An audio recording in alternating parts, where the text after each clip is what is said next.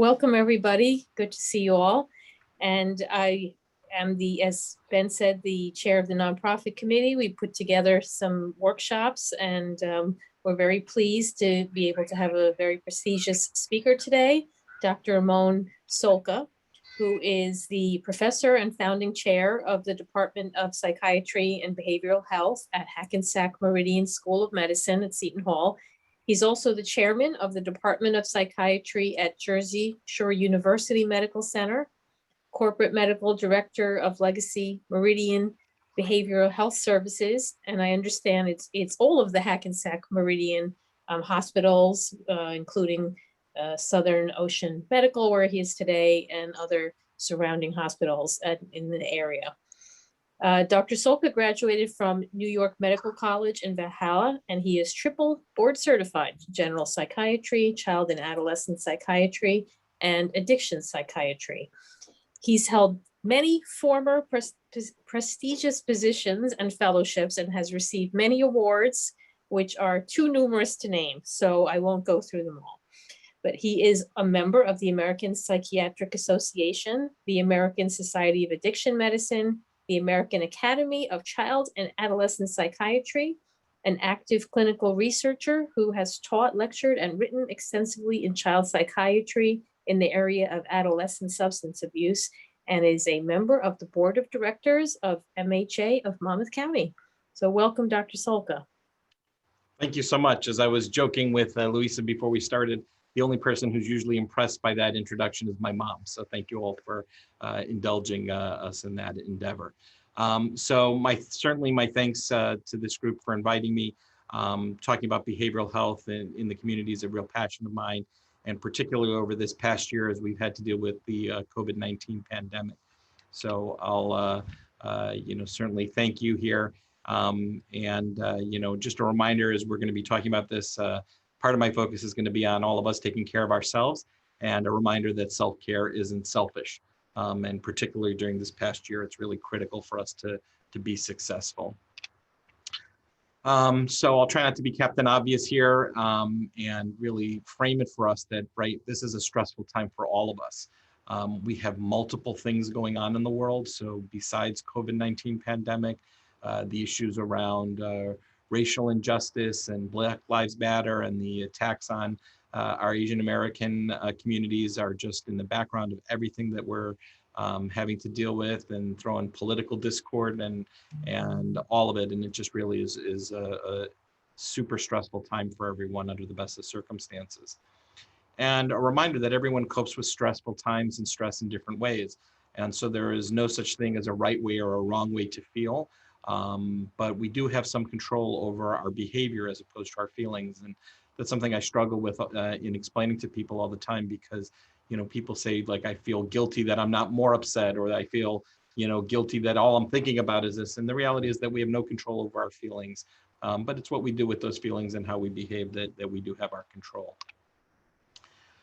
So this is a complex slide, and I was thinking about it yesterday when I was looking at the slides again, to just make sure that, if I were really being truthful, right, there would be lots of purple lines zigzagging up and down here. We've had multiple waves now of COVID, actual infection, and today throughout our health system, we have about 300 patients across all of our 17 hospitals right now that have COVID and are being treated for acute COVID infection. So it's still there, still certainly something we have to be worried about. I'm very much worried about these potentials for spikes as people begin to loosen up here, and we do see a light at the end of the tunnel, but we want to make sure that we get there cleanly. And you can see here that there have been multiple waves of complications as a result of COVID. So particularly thinking back to almost a little bit over a year ago when we went on lockdown, that people stayed away from medical care. So chronic medical conditions certainly worsened. People were delayed in getting biopsies for cancer and a whole host of other things. So that's going to have some impact down the road. And then where sadly I live and breathe is in this fourth wave, the post-acute COVID impact around what's going on due to the mental health implications of COVID. So whether that's trauma, situations related to burnout, the economic impacts. I mean, we can go on, and we'll talk a little bit about some of these in detail. So the good news, if there is any, is that we know that some responses are predictable based upon what already exists in the medical literature. And we're extrapolating responses to COVID based on responses to natural disasters and responses to terrorism. There's one major difference with the COVID-19 pandemic compared to most of those situations, which is that the other situations tend to be very focused and time limited, right? Thinking back to Superstorm Sandy that many of us lived through. We had the 36 hours of the acute storm. We had the few weeks post Sandy, but it was limited. With COVID now, right, we're a year and ticking in terms of the impact, and it's a little bit hard to quantify what's an acute impact, what's a chronic impact, and how we're going to do that. But nevertheless, we'll use the existing medical literature to help guide some of this. And we know that fear and anxiety are at the root of most of the consequences in terms of mental health impact, leading to anger, mistrust. And interestingly enough, when you look at natural disasters, there's typically a higher rate of deaths related to psychiatric casualties than there are to the medical events in the circumstances. So whether that's by suicide, post-traumatic stress disorder, substance use disorders, domestic violence, all of those have long-term consequences. And when you sit back and look at the numbers, typically the complications from the mental health issues are actually worse than the initial disaster. Traditionally, when you've had disasters, we have high levels of healthcare seeking behavior. People coming in, with chronic headaches, chronic sleep problems, chronic stomach aches. And clearly because of COVID and the risk of infection, people have actually stayed away from healthcare facilities, often to their detriment. And something we're trying to get a message out about is making sure that folks are getting their routine healthcare, that it is safe to come to the hospital, it is safe to go to your doctor's office, because the more we prolong some of those sorts of things, that they become less and less treatable. And this is just a couple papers that we had published around the mental health impact of Superstorm Sandy on the Jersey Shore, and really understanding that. So we're speaking from our own knowledge in terms of what we know these complications to be. So as a psychiatrist, it's always been my dream to have Pauly Shore on a slide of mine as in an academic presentation. So here we go, right? So we know that there are a couple of examples related to forced isolation and trying to understand the impact on all of us of the quarantine. And on our left here on the picture, you've got the Biosphere 2, and that's the facility, the pyramid structure, which is in Arizona. To impress your friends when we finally get to go out to cocktail parties again, right? Biosphere 1 is the Earth. So Biosphere 2 was conducted as a scientific experiment under the auspices of the University of Arizona to really look at, a self-contained environment. And we also have examples from Antarctica and the scientists who are at McMurdo Station in terms of their experiences when they're first on quarantine for anywhere between 3 and 6 months when they're on duty there. And what's interesting is that we saw that in that Biosphere mission, right, about halfway through, folks had split into two factions. Friends had became enemies, but not on speaking terms. Part of that is the monotony of the environment, which I think all of us who've been in quarantine can certainly appreciate. And then the absence of certain normal sources of emotional satisfaction and coping that have also compacted that, right? You've got the atypical diet, which again, many of us can relate to in the quarantine. And there's this phenomenon we call the winter over syndrome, right? Which is depression, insomnia, feelings of hostility towards those around you, right? The Shining took some of that to obviously an extreme, but in terms of what happens when you're isolated and quarantined. This almost hypnotic state where people get the long eye or that Antarctic stare, so that they become so focused on their inner world that they almost aren't connected to the real world at that point. And we can also extrapolate from manned spaceflight.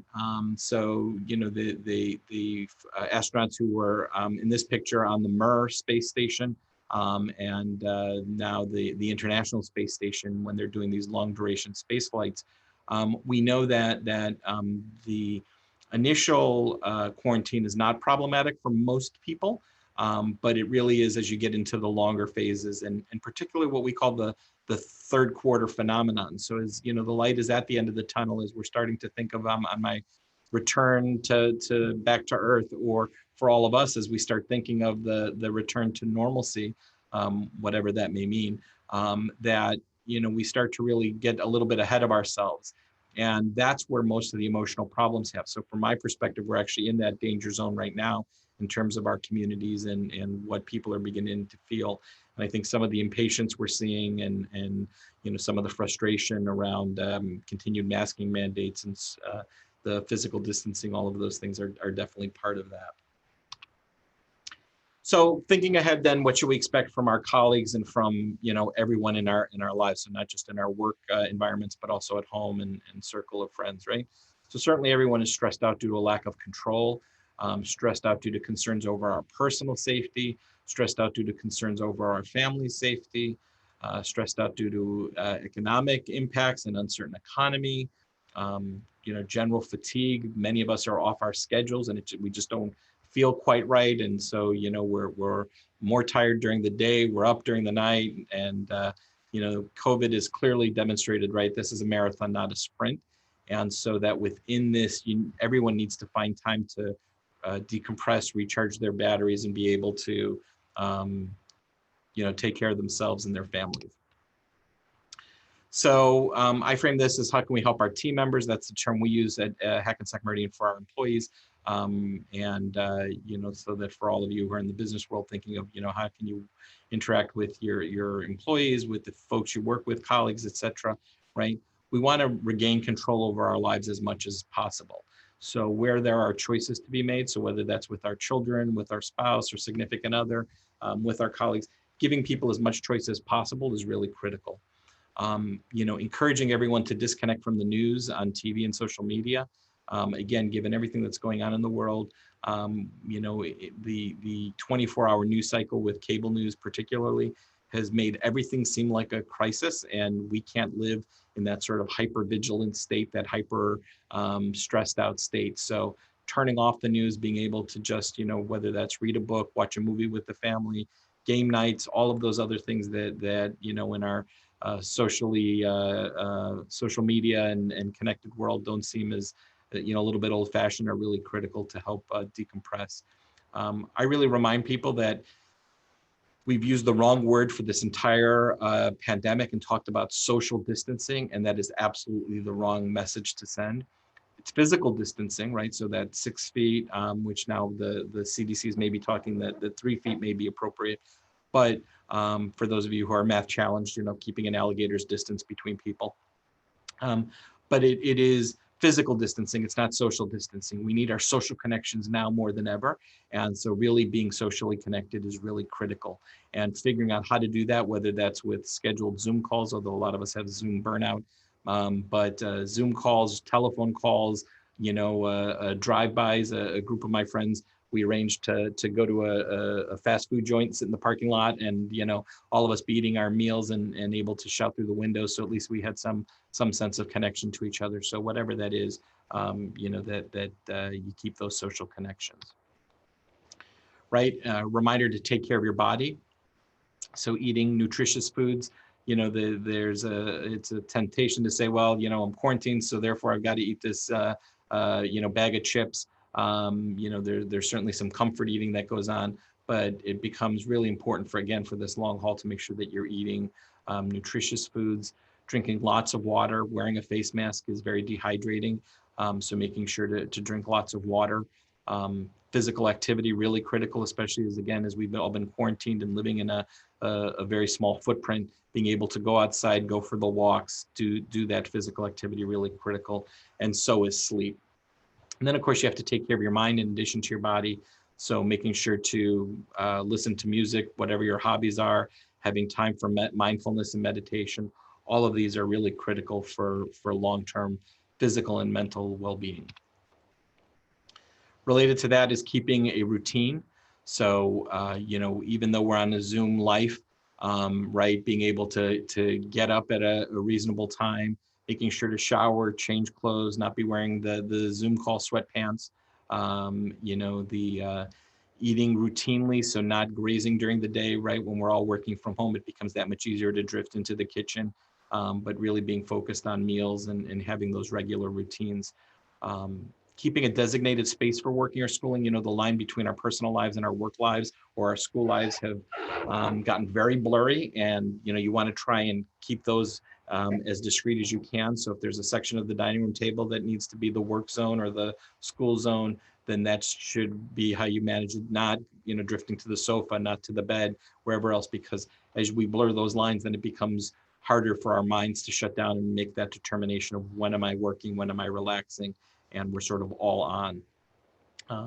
You know, and then really making sure to make an effort to get outside every day, get physical exercise, you know, breathe fresh air, feel a little bit of sunlight on your face, even if it's rain, feel rain on your face. You know, all of those things are just really critical to keep your body on tune and healthy. And then making sure you focus on healthy coping mechanisms. Again, there's been certainly we've seen an increase in smoking as people use that as a form of, quote, relaxation.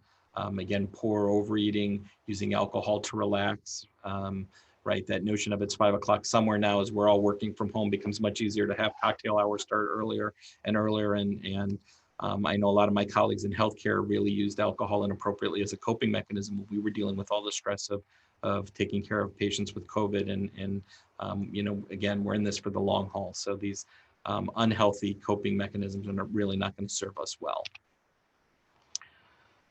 And then a reminder to be patient with each other, to be able to support each other, to remember that, you know, without being in a physical room with someone, we lose a lot of the nonverbal cues, which for human beings is really critical for communication, right? Depending on the study and what you're talking about, it's anywhere between 2/3 and 90% of our communication is nonverbal, right? So I'm sitting here, I'm gesturing right now and with my hands, even though I'm on Zoom and you guys can't see it, right? So those nonverbal cues, the facial expressions, the eye contact, all of that is critical, and we lose a lot of that in Zoom.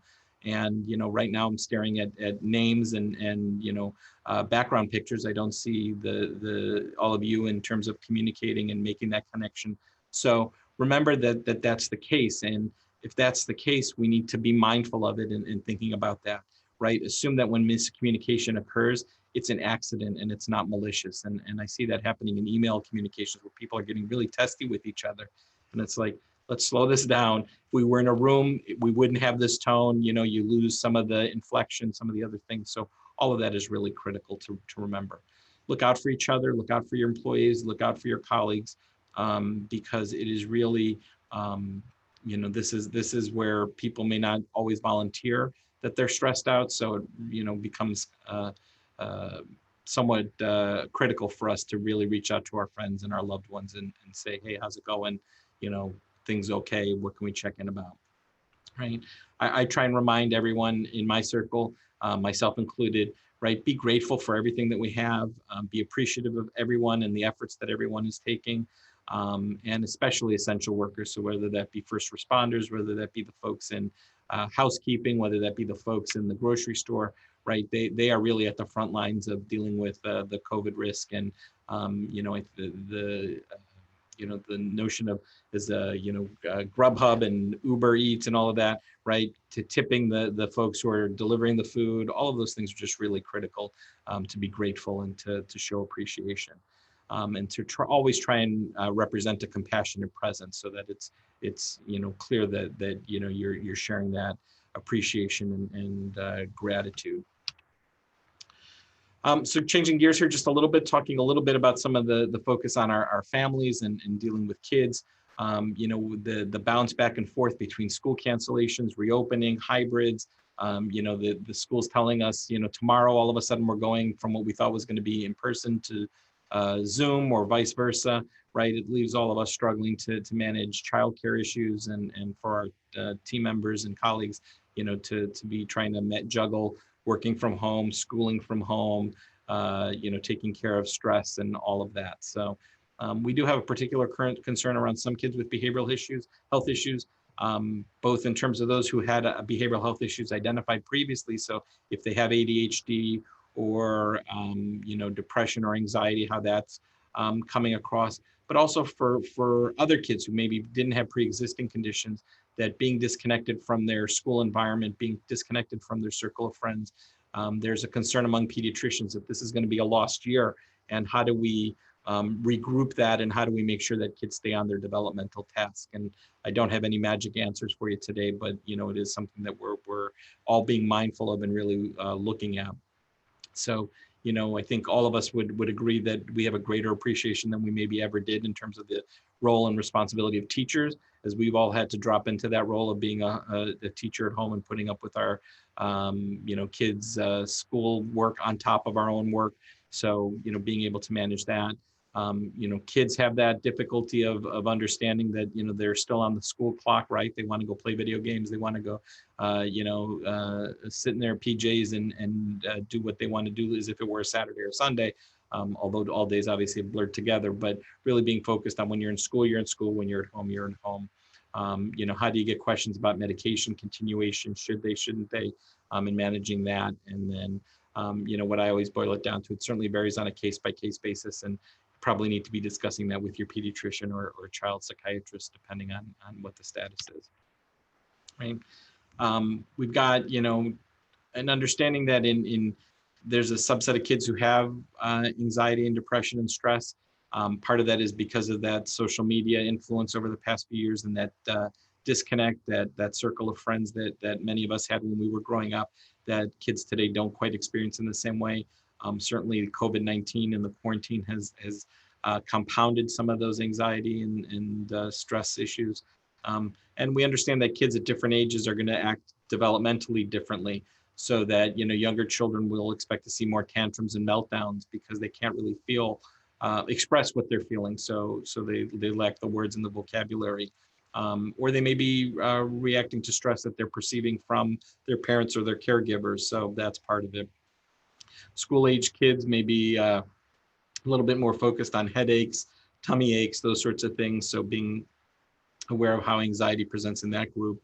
And certainly we know that they're also going to be seeking more reassurance from caregivers, right? Multiple examples of parents on Zoom calls where the kids are coming in and really needing to sort of touch base with their mom or their dad, and how disruptive that can be for us, but understanding what drives that for the kids, and needing to know that we're still there and able to provide the support to them.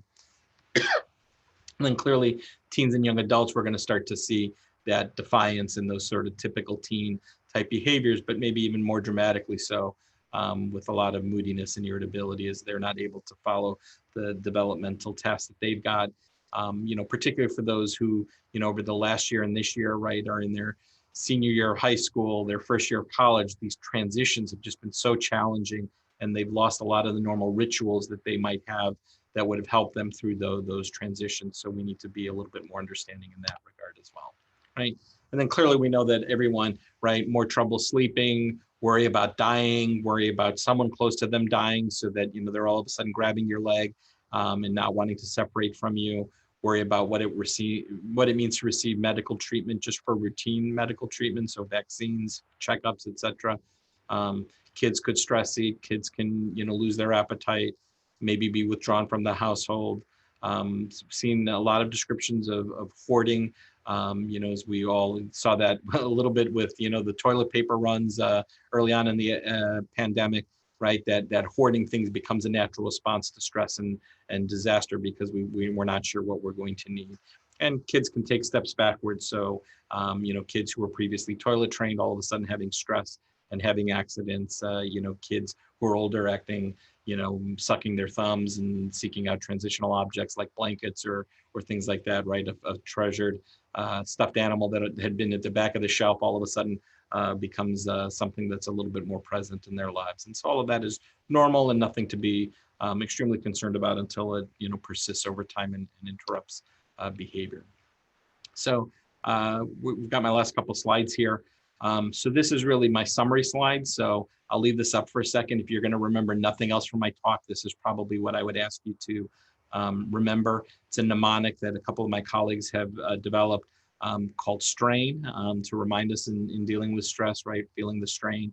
But it really is the key requirements for what we need to do to be healthy and maintain our mental wellness. So making sure to sleep, making sure to take time off, making sure to focus on rest, relaxation, recreation, making sure to have physical activity and exercise, making sure to inform each other of what's going on, communicate, talk.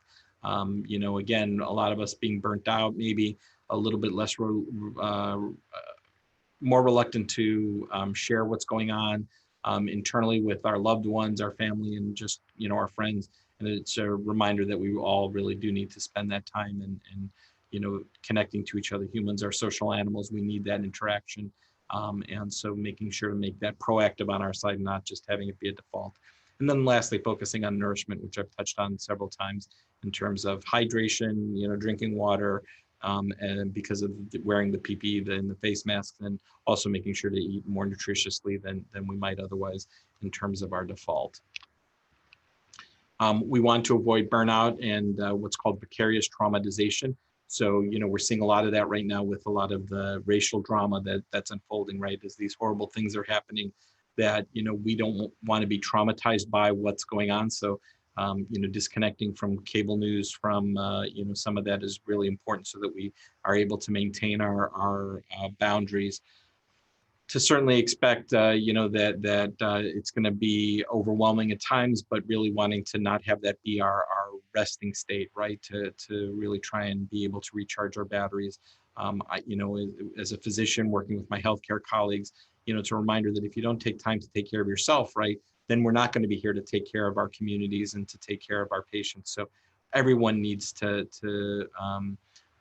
recharge and everyone needs to take care of themselves to be able to take care of others. The last thing I'll talk about, as if we weren't all stressed out and worried enough, is just one of the things we're beginning to worry about is what's called long COVID or post-COVID recovery. That we've reported here a couple of case reports of patients who had no previous psychiatric history, who after their episode of COVID-19 developed new onset depression and anxiety. We think that's related to what's called the cytokine storm, this huge inflammatory response that our body has in response to the COVID infection may also produce a physiologic depression and anxiety that may be long lasting and unfortunately may be more resistant to treatment than, quote, typical depression. So it's something we're acutely aware of, and we're very proud to have contributed to the scientific literature on this, but really making sure that we're aware of what could be going on for folks who do have COVID, that they may have some unique mental health needs in their recovery as well. And then certainly, as was mentioned in my introduction, I'm a proud board member of the Mental Health Association of Monmouth County, and they've done a phenomenal job of not only providing resources directly and services, which you can go to their website, mentalhealthmonmouth.org, but if you go to their website and click under media, and I apologize when I was trying to format this, it didn't correctly format, but if you click under media, they've got a multi-page, it's I think 40 or 50 pages of community resources of all sites, both mental health, but all sorts of other supports for people in our communities to really make sure that they're connected to services. And so it's a great resource, and I encourage you to go look at it if you haven't, to have that as a resource for yourself, your family, and for your colleagues. And with that, I will open it up to question. I wasn't sure how much time we'd have for questions. Hopefully I finished with enough time for us to be able to do